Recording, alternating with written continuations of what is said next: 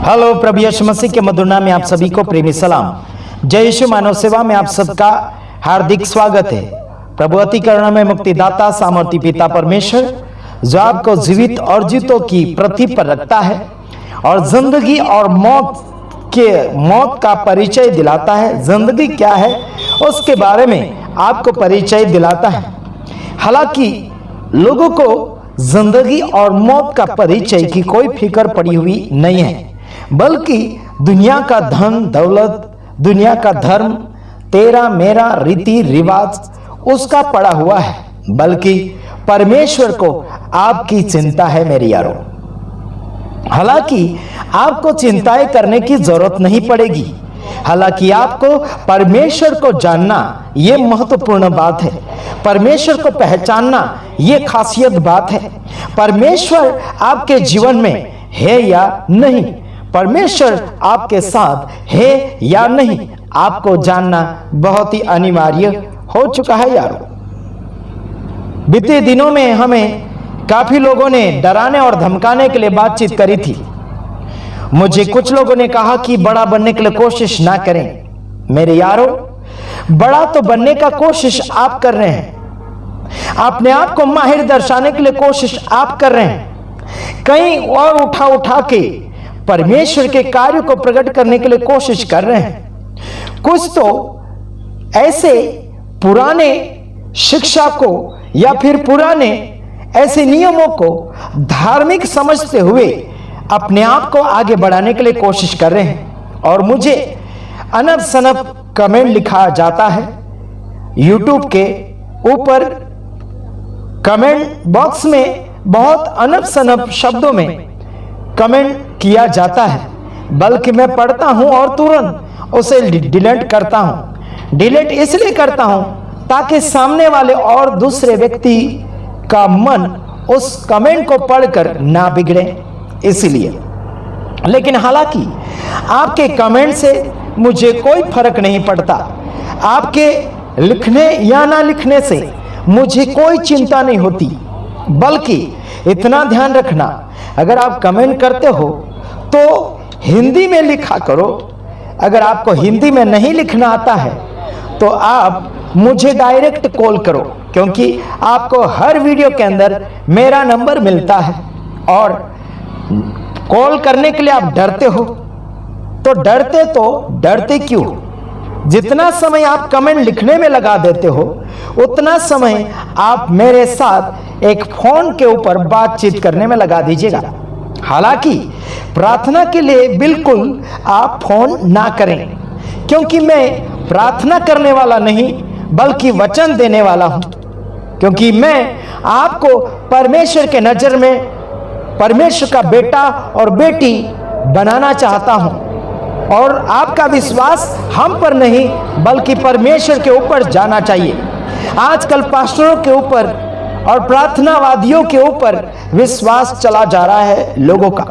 और जो प्रार्थना रिक्वेस्ट मांगते हैं फोन के ऊपर, यानी कि जो फोन के ऊपर प्रार्थना रिक्वेस्ट करने के लिए जो मांगते हैं, मैं उनको इतना कहना चाहता हूं, आप मेरे दुश्मन नहीं हैं, लेकिन आप लोगों को विकलांग कर रहे हैं, आप लोगों को गूंगा बना रहे हैं, आप लोगों को प्रभु की पहचान से दूर कर रहे हैं, आप लोगों को प्रभु के वचनों से दूर कर रहे हैं, आप लोगों को प्रभु से बातचीत करने से दूर कर रहे हैं। हालांकि आप सब कुछ बातचीत तो उन लोगों के लिए आप खुद निपटा देते हो, तो वो लोग क्या करेंगे प्रभु से पहचान? आप ही से सब कुछ उन्हें प्राप्त हो जाएगा। आपकी प्रार्थना के द्वारा सब कुछ उन लोगों को प्राप्त हो जाएगा, तो उनकी पहचान प्रभु से नहीं हो पाएगी यारों। लोगों को अगर आप प्रार्थना करना नहीं सिखा रहे या फिर उनको प्रार्थना करने के लिए उत्साहित नहीं कर रहे हैं, तो आप खुद विकलांग बना रहे हैं उनको, आप खुद उनको कमजोर बना रहे हैं।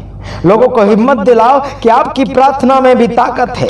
आपका प्रभु मेरा प्रभु है, आपका पिता मेरा पिता है, बल्कि आप उनको प्रभु से अनजान करते चले जा रहे हैं। ध्यान दीजिएगा मेरे यारों, ध्यान दीजिएगा। मैं आपके लिए कुछ वचन पढ़कर समाप्ति की ओर जाऊंगा। कुछ लोगों ने हमें कहा कि लंबा वीडियो बनाइए। हालांकि मैं अगर लंबा वीडियो बनाऊं तो लोग ज्यादा देखना पसंद नहीं करते हैं। अगर पिक्चर अगर उनके सामने अच्छा हीरोइन वाला आ गया, अच्छा हीरो वाला अगर आ गया तो पूरा 3 घंटा बिता देंगे। बल्कि हमारे वीडियो को 10 मिनट या 15 मिनट या 20 मिनट या आधा घंटे का वीडियो होता है, फिर भी देखना इनको समय ज्यादा लगता है। इसका मतलब इनका मन परमेश्वर के वचन की ओर नहीं बल्कि शैतानिक फिल्मों के ऊपर है। हेलो, ध्यान दीजिएगा, मैं वचन आपके लिए पढ़ रहा हूं। मत्ती 23 अध्याय उसका 12 वचन। जो कोई अपने आप को बड़ा बनाएगा वह छोटा किया जाएगा, और जो कोई अपने आप को छोटा बनाएगा वह बड़ा किया जाएगा। मेरे यारों, परमेश्वर की नजर में या लोगों की नजर में आप छोटा बनिए, बल्कि परमेश्वर आपको टारगेट बनाएगा कि आप कितने आगे बढ़ रहे हैं और कितना हिम्मती बन रहे हैं, कितने प्रभु के प्यार में हैं। सुनो मेरे यारों, लोग आपको बड़ा बनाएंगे, खुद को आप बड़ा बनाएंगे, लेकिन परमेश्वर क्या आपको वो दर्जा दे रहा है? ध्यान दीजिएगा मेरे यारों, कुछ लोग अपने आप को रेवरेंड और बिशप कहलाने के लिए बड़ा नाम घमंड के साथ बोलते हैं।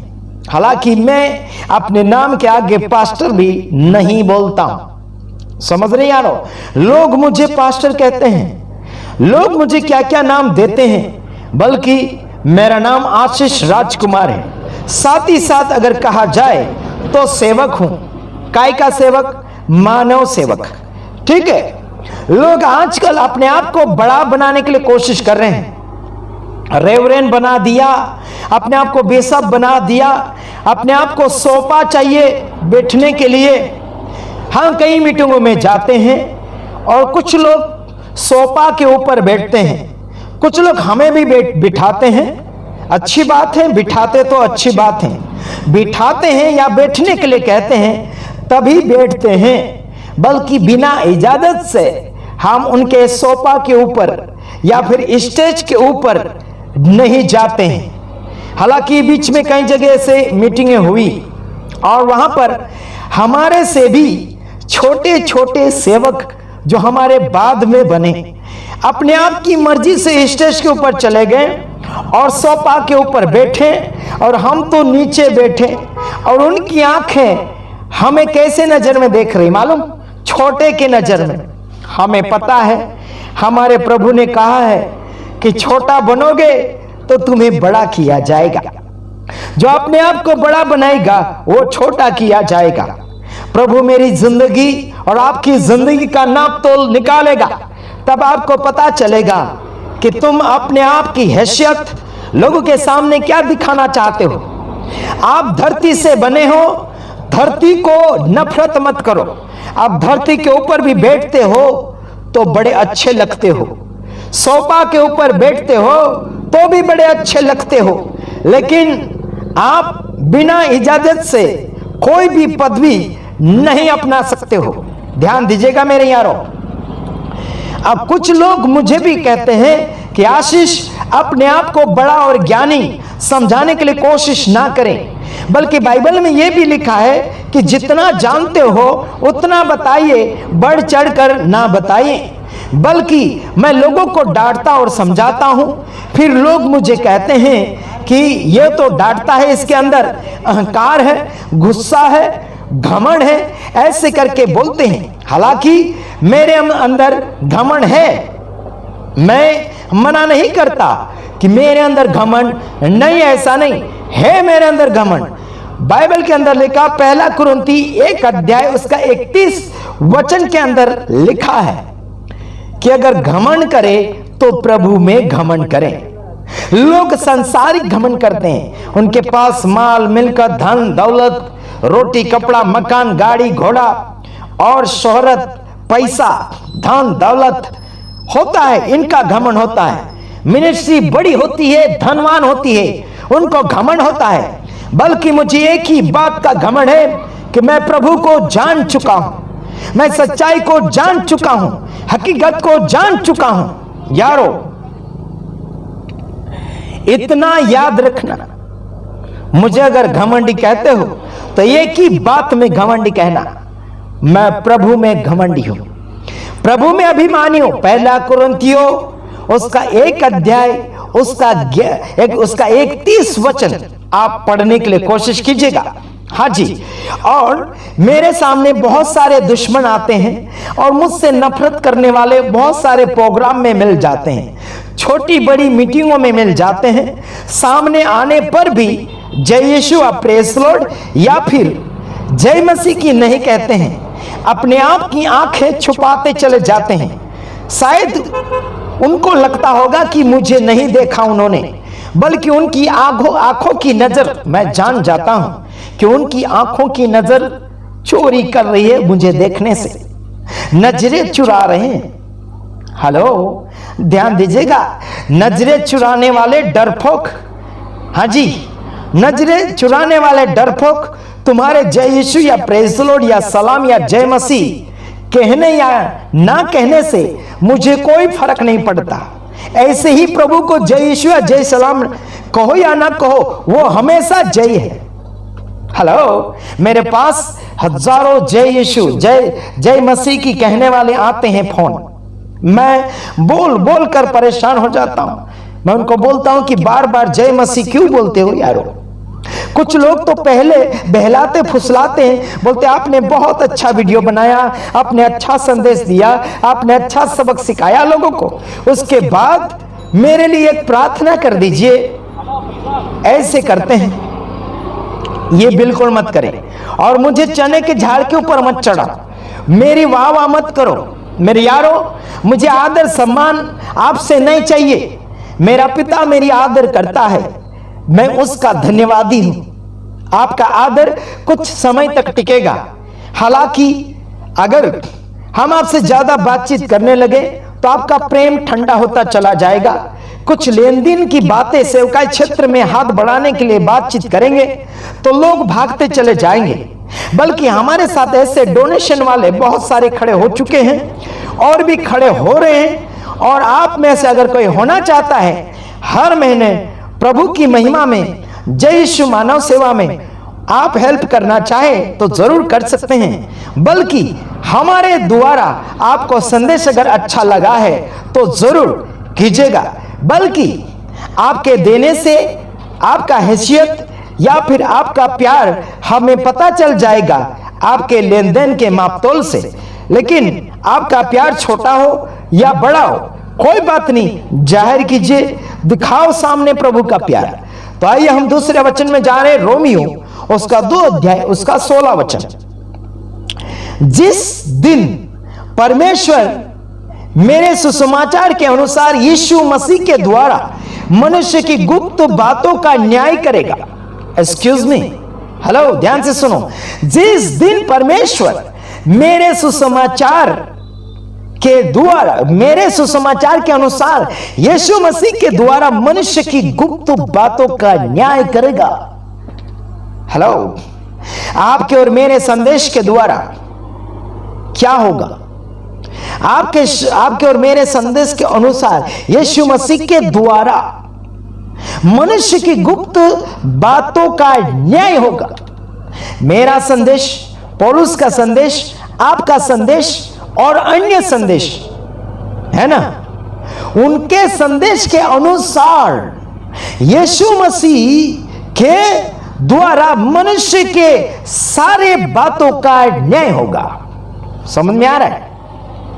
एक्सक्यूज मी, जिस दिन परमेश्वर मेरे सुसमाचार के अनुसार यीशु मसीह के द्वारा मनुष्य की गुप्त बातों का न्याय करेगा, न्याय करेगा, तब क्या होगा? आपकी बातें, आपका सुसमाचार सिखाया गया है, लोगों को सुसमाचार सिखाया गया है। उस सुसमाचार को यीशु मसीह सामने लाते हुए लोगों का न्याय करेगा। आपके सुसमाचार में क्या क्या था? आपके सुसमाचार में क्या क्या था? लोगों के जीवन में क्या क्या होता था? लोगों का जीवन गुप्त रीति से क्या था, आपके सुसमाचार में लोगों का फेर क्या हुआ, लोगों का अंतर क्या हुआ, लोगों का बदलाव क्या हुआ। लोगों की हर एक गुप्त बातों का न्याय करेगा। जहां तक आपने संदेश पहुंचाया है उन लोगों का न्याय यीशु मसीह आपका संदेश जो दिया गया है उनका न्याय करेगा। वाह क्या बात है, आपका संदेश व्यर्थ नहीं जाएगा, बल्कि जहां आपने संदेश दिया है वह संदेश के द्वारा क्या काम हुआ है क्या नहीं हुआ है, यीशु मसीह आपके सुसमाचार के द्वारा क्या काम हुआ नहीं हुआ, वो न्याय करेगा उन लोगों का। एक्सक्यूज मी, ध्यान देना है, बड़े ध्यान से, बड़ा प्यार से ध्यान देना है। पौलुस ने जितना सुसमाचार प्रचार किया उसमें जो प्रचार किया वो आपके मेरे ऊपर लागू होना चाहिए। एक्सक्यूज मी, ध्यान इधर होना चाहिए, आपका ध्यान भटकना नहीं चाहिए। आपकी मुर्गी मुर्गा बकरा बकरी बिल्ली कुत्ता कहां से आ रहा कहां जा रहा वो मत ध्यान दो। आपका पैसा बाहर से आ रहा या अंदर से आ रहा वो मत ध्यान दो। आपका परमेश्वर आपके द्वारा कितनी आत्माओं को जीतना चाहता है उसकी खोज करो, उसकी धुन में रहो, उसकी दौड़ में रहो। क्या कर रहे हैं लोग? पैसे की धुन में रहते हैं, कब आएगा, ये तारीख आ रही है, ये महीना पूरा हो रहा है, वो देखेंगे, लेकिन ये नहीं देखेंगे कितनी आत्मा मेरे संदेश के द्वारा मजबूत हो गई है, कितनी तैयार हो चुकी है। नहीं ढूंढेंगे, नहीं तलाश करेंगे। आप मेरे YouTube के ऊपर देख सकते हैं बहुतों की ऐसी हकीकत बातें हैं जो मेरे संदेश के द्वारा उनके जीवन की कहानियां बदल गई। हकीकत में उनकी जिंदगियां चलने लगी यीशु के द्वारा, मेरे संदेश के द्वारा काफी लोगों को परिवर्तन हुआ है। हालांकि कुछ लोग हमें गाली गलौज करते हैं, कुछ लोगों ने हमें धमकी दी कि तुम्हें तेल लगाकर मारेंगे, कुछ लोग बोलते हैं कि हम आपको खोज निकालेंगे। तुम्हारे खोजने या ना खोजने से मेरा कोई फर्क नहीं पड़ता, और तुम मुझे खोज कर क्या करोगे यार, मुझे यीशु ने पा लिया है और मैंने यीशु को पा लिया है। हम दूसरों को पाने से क्या मतलब, तुम मुझे खोजते हो यार, जिसने तुम्हारी जिंदगी को बनाया और जो तुम्हारी जिंदगी को बचाना चाहता है उसे ढूंढो, उसे ढूंढो। मेरे ढूंढने से आपको कुछ नहीं मिलेगा। हालांकि एक दो केस आपके ऊपर ठोक दूंगा। क्या ठोक दूंगा? मैं खतरों का खिलाड़ी हूं। 12 घाट का पानी पीकर गुजरात की धरती से आवाज देता हूं सारी दुनिया को। इतना याद रखना, 12 घाट का पानी पीकर गुजरात की धरती में बैठकर आपके सामने ये काले कोट में आवाज दे रहा हूं। ये काला कोट ऐसे ही नहीं मिल गया, कुछ मेहनत किया तो ये काला कोट मिला। कुछ मेहनत नहीं करता था, फटेला भी नहीं मिलता था, लोगों के सामने मांगना पड़ता था उधारी में कि एक दिन पहनने के लिए दे दो करके। समझ में आ रहा है? लेकिन आज मैं लोगों को बांटता हूं, पैसे भी बांटता हूं, कपड़े भी बांटता हूं, अनाज भी बांटता हूं और कुछ बहुत सारी चीजें बांटता हूं। हालांकि योग्यता में लोग होंगे तब बांटते हैं। बिना फालतू से मुझे कॉल मत कर लेना कि आशीष बांटते हैं तो ले लेते हैं, बिल्कुल नहीं। हम उनकी आवाज पहचान लेते हैं, क्या सच में उसे जरूरत है या नहीं, या फिर हम छानबीन करते हैं, उनके एरिया के लोगों को ही हम वहां पर भेजते हैं। तो ध्यान दीजिएगा, और मैं आपके सामने वचन बोलना चाहूंगा। यूहन्ना 20 अध्याय उसका 21 से लेकर 23 वचन तक मैं आपके सामने फरमाना चाहूंगा। यीशु ने फिर उनसे कहा, तुम्हें शांति मिले। जैसे पिता ने मुझे भेजा है वैसे ही मैं भी तुम्हें भेजता हूं। यह कहकर उसने उन पर फूंका और उनसे कहा, पवित्र आत्मा लो। जिनके पाप तुम क्षमा करो वे उनके लिए क्षमा किए गए हैं, जिनके तुम रखो वे रखे गए हैं। ध्यान से सुनो, यीशु मसीह आपको और मुझे शांति देता है। वो बोलता मैं तुम्हें शांति देता हूं, जैसे पिता ने मुझे भेजा है वैसे मैं भी तुम्हें भेजता हूं। क्या करने के लिए? सेवा करने के लिए भेजता है यीशु। आपको गंदगी या संसार का कचरा फैलाने के लिए नहीं भेजता। यीशु मसीह ने आपको यीशु की खुद शांति दी है, आपको और मुझे खुद की शांति दी है। आप दुनिया की शांति ढूंढने के लिए कोशिश मत करो। हाँ जी, जैसे यीशु आपको और मुझे भेजता है वैसे यीशु को परमेश्वर ने भेजा था, पवित्र करके, सामर्थ्य करके, ईमानदार करके, बिना लोभ से करके, यानी कि धर्मी बनकर यीशु आया था। आप और मैं क्या बन के जाते लोगों में, पब्लिक सिटी में क्या होकर जाते हैं यारो। आगे मैं आपके लिए पढ़ता हूं, यहां कहकर उसने उन पर फूंका और उनसे कहा पवित्र आत्मा लो, जिनके पवित्र आत्मा लो, जिनके पाप तुम क्षमा करो वे उनके लिए क्षमा किए गए हैं, जिनके तुम रखो वे रखे गए हैं। यानी कि जिन लोगों के पाप आप क्षमा करो उनके पाप क्षमा हो गए, और जिनके पाप आप क्षमा नहीं किए, रोक के रखे हैं, उनके पाप यीशु मसीह भी क्षमा नहीं किया है। मतलब इजाजत यहां से जाना चाहिए, इजाजत आपकी ओर से जाना चाहिए, तब जाके आपके दुश्मन का पाप माफ होगा। लोग अपने आप माफी मांगना चाहते हैं, बल्कि आपके खिलाफ में कौन है, आप किनके विरोध में पाप किया है वो ध्यान से देखो। हाँ जी, लोग मुझे कहते हैं कि न्याय प्रभु करेगा, बल्कि आपने यीशु मसीह के विरोध में पाप किया है और मैंने पाप पकड़ लिया है, और उनका पाप मैंने सामने यूट्यूब में बता दिया है। कुछ लोग हमसे माफी मांगते हैं, हमारा वीडियो डिलीट कर दो। मैंने कहा खुलेआम मुझसे बात कर, दूसरे के द्वारा फोन करवाते हैं कि आशीष भाई को बोलो कि हमारा वीडियो डिलीट कर दे, हमें माफ कर दे। नहीं, डिलीट नहीं करूंगा, माफ भी नहीं करूंगा जब तक आप मुझसे बात ना करें।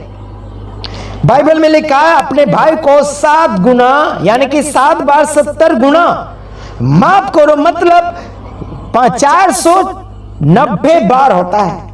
मैं माफ करने में हीरो हूं, हीरो। बल्कि आप कबूल करो अपने गुनाह, मैं माफ कर दूंगा, मेरा खुदा तुरंत माफ करेगा। जब तक आपके पाप मेरे पास जमा है तब तक आपके पाप प्रभु क्षमा नहीं करेगा। समझ में आ रहा है? आपके पाप अगर मेरे पास जमा है, मेरे विरोध में आपने गुनाह किया या परमेश्वर के विरोध में गुनाह किया, मैंने आपके पाप इकट्ठे करके रखे हैं। हाँ जी, ढूंढ के रखे हैं। बड़े बड़े पास्टर, बड़े बड़े रेवरेंड और बड़े बड़े बिशप, बड़े बड़े धार्मिक नेता नेती लोग, सबका पाप मैंने ढूंढ के रखा है। माफी मांग लो वरना तुम्हारी खैर नहीं। हाँ जी, आगे सुनो, अगर आपके पाप मैंने क्षमा कर दिए और तो प्रभु क्षमा कर देगा। आपके और मेरे बीच में जो बातचीत हुई है, पाप नजर आए हैं, वो पाप एक दूसरे के सामने मानना पड़ता है, अपने मुंह से कबूल करना पड़ता है। आपकी नजर में, मेरी नजर में जो हुआ है, जो परमेश्वर की नजर में आपने और मैंने गुनाह किया है, वो परमेश्वर के सामने भी कबूल करना पड़ेगा और मनुष्य के सामने कबूल करना पड़ेगा, ताकि आपके पाप क्षमा हो जाए और बाद में मित्रता की जिंदगी जी सकते हैं। हालांकि मैं किसी का दुश्मन नहीं हूं। कुछ लोगों ने गलतियां की, उनकी गलतियां मैंने यूट्यूब के ऊपर खुलेआम बता दी। हाँ जी, कुछ लोगों ने मुझे कहा अरे यार आशीष आप तो न्यायी बन गए। हाँ जी, न्यायी बन गए बोलते हैं ना, हेलो, न्यायी बन गए आप मुझे बोलते हैं। बाइबल का परमेश्वर आपको सही भी बताएगा और गलत क्या है वो भी बताएगा। तो आपको क्या चाहिए, अच्छा चाहिए या फिर बुरा चाहिए? तो हमने आपकी गलती ढूंढ ली, तो क्या उसमें बुरा है? हाँ जी, आप अगर पाप करते हुए हमें पकड़ा गए, तो हमने अगर पकड़ लिया तुम्हें, तो क्या बुरा किया हमने? आपको सुधारने के लिए पकड़ा, आपको सुधारने के लिए या सावधान करने के लिए बोला, तो क्या उसमें हमने गलती की? बिल्कुल नहीं। हम तो शान के साथ हीरो के जैसे जिंदगी जीते हैं। हम किसी बाप से डरते नहीं, खाते हैं पेट भर के और जीते हैं हंस के। कभी रोते हुए नजर नहीं आएंगे। अगर रोते हैं तो खुशी की आंसू रोते हैं या फिर प्रेम के खातिर रोते हैं। अगर कोई मर गया, मुझे रोना आता है तो रोता हूं। अगर किसी ने मुझे अच्छा प्रेम भाव दिया और उन्होंने मुझे कुछ अच्छा सिखा दिया, अगर मन में लग गया उनके प्रति प्रेम, तरस, भावुक हो गया, तो जरूर आंखों से आंसू नहीं रुक पाते। एक बार हमारा जो दानियल भाई है, बॉम्बई से हैं, उन्होंने हमें कुछ अच्छी बातें बताई। उनके द्वारा हमने बहुत आनंद महसूस किया और बहुत खुशी महसूस किया। मेरी आंखों से आंसू नहीं रुक पाए। जब मैं 2-3 दिन पहले उनको मिला तो मेरी आंखों से आंसू नहीं रुक पाए। मैंने सिखाया, बहुत सारा शिक्षण लोगों को दिया और बीच में कुछ अच्छी बातें जो थी दानियल राज भाई की, मैंने वो YouTube के ऊपर शेयर भी किया। लोगों को अच्छा लगा, बल्कि काफी लोगों ने हमारा विरोध किया। हालांकि उस बात के लिए मैं दुखी बिल्कुल नहीं था, बल्कि दानियल राज से मुझे दिल की बातें मिली थी और वो सामने आए और उनको देखकर मैं रो पड़ा। यानी कि जो मुझे नहीं मिला था वो मुझे उनके द्वारा प्राप्त हुआ। काफी ऐसे हमारे भाई जो थे आज संसार में नहीं है, उनके द्वारा हमने बहुत कुछ सीखा, बहुत कुछ पाया। बल्कि आज वो संसार में नहीं है, बल्कि उनके द्वारा सिखाया हुआ शिक्षण मैं बांटते रहता हूं। और मेरे फॉलोवर लोग, भाई बहन, देश विदेश के बहुत सारे मुझसे प्यार करने वाले बहन लोग हैं, सिस्टर लोग हैं, डॉक्टर, मिलिट्री वाले, पुलिस वाले और बहुत सारे से मेरे दीवाने हैं, मुझे चाहते हैं, मेरे भाई बहन हैं। मैं उन सभी का नमस्कार और अभिनंदन करता हूं, सबका धन्यवाद करता हूं कि आप मुझे प्यार देते हैं और उत्साहित करते हैं। मैं आज संसार में देखते देखते चलता उठता बैठता हूं। संसार में जीना मुश्किल होता है, बल्कि परमेश्वर हमारे साथ में है तो हमारे रास्ते एक अगर बंद होते हैं तो 10 रास्ते खुल जाते हैं। वो मेरा खुदा का काम है, इंसान का काम बिल्कुल नहीं। कई जगह मैं बोलता हूं आपके गांव में मीटिंग करने के लिए आ रहा हूं। कई बार लोग सोचते हैं मेरा संदेश कड़क है तो शायद उनके चर्च या उनकी कलीसिया से लोग भाग ना जाएं। तुम्हारे लोग भागे या ना भागे, परमेश्वर का वचन सत्य है, उसको बताना ही पड़ेगा। चर्च से भाग जाएंगे तो बचेंगे कहां जाकर? नरक में तो कोई बचा नहीं सकता उनको, नरक से कोई उनको बचा नहीं सकता। इसलिए मैं बोलता हूं आपके गांव में जितने लोग हैं, 2 है, 4 है, 5 है, 10 है, 50 है, 100 है, 200 है, हजारों है, कोई बात नहीं। अगर हमने आपको बोल दिया हम आएंगे तो हम आएंगे, ठीक है। और मना अगर कर दिया तो समझ लेना आपके जीवन में घाटा ही घाटा है। मैं तो आस पास में अगर जाता हूं तो गाड़ी का खर्चा नहीं लेता हूं, डीजल पानी का खर्चा नहीं लेता हूं। खाना अगर हो तो मैं रास्ते से खरीद कर खा सकता हूं। अगर आपके घर में नहीं है तो मैं आप सबको खाना खिलाने में माहिर हूं, वो भी अच्छा चिकना भोजन खिला सकता हूं। बल्कि मीटिंग आप जरूर कीजिए ताकि मैं आपको प्रभु का प्यार और प्रभु की सच्चाई बता सकूं। हाँ, और लेडीज पुरुष दोनों प्रभु यीशु मसीह का प्यार और मोहब्बत बांट सकते हैं, इसमें कोई रोक टोक नहीं है। बराबर हक लेडीज को भी मिला, पुरुष को भी मिला। जब परमेश्वर ने आदम और हवा को बनाया तो उनका नाम क्या रखा? एक वचन पढ़ने के बाद मैं समाप्ति की ओर जाऊंगा। उत्पत्ति उसका 5 का 2 वचन। उसने नर और नारी करके मनुष्य की सृष्टि की और उन्हें आशीष दी और उनकी सृष्टि के दिन उनका नाम आदम रखा। समझा?